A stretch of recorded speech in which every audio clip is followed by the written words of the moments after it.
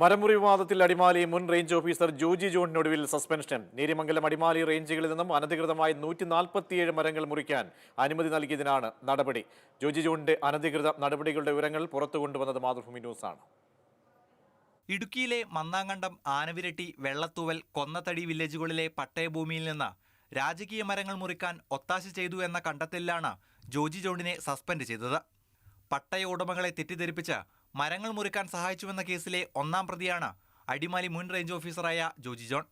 ക്രൈംബ്രാഞ്ചിന്റെ അന്വേഷണ റിപ്പോർട്ടിൽ മരങ്ങൾ മുറിച്ചു കടത്താനായി ജോജി ജോൺ തടിക്കച്ചവടക്കാരുമായും റവന്യൂ വകുപ്പ് ഉദ്യോഗസ്ഥരുമായും ക്രിമിനൽ ഗൂഢാലോചന നടത്തിയതായി കണ്ടെത്തിയിട്ടുണ്ട്.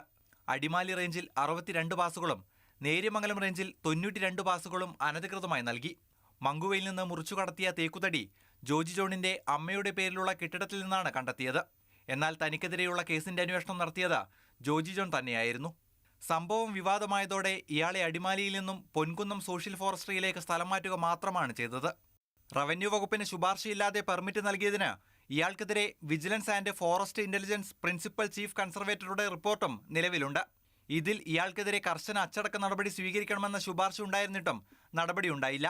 ജോജി ജോണിന്റെ പ്രവർത്തികൾ ഗുരുതര കൃത്യവിലോപവും അനാസ്ഥയുമാണെന്ന് കണ്ടെത്തി ക്രൈംബ്രാഞ്ച് റിപ്പോർട്ട് നൽകിയതോടെയാണ് ഒടുവിൽ സസ്പെൻഡ് ചെയ്തത്. അനധികൃതമായി മരമുറിക്കാൻ അനുമതി നൽകിയതിന് ക്രിമിനൽ കേസിൽ വിചാരണ നേരിടുകയാണ് ജോജി ജോൺ. മാതൃഭൂമി ന്യൂസ്, ഇടുക്കി.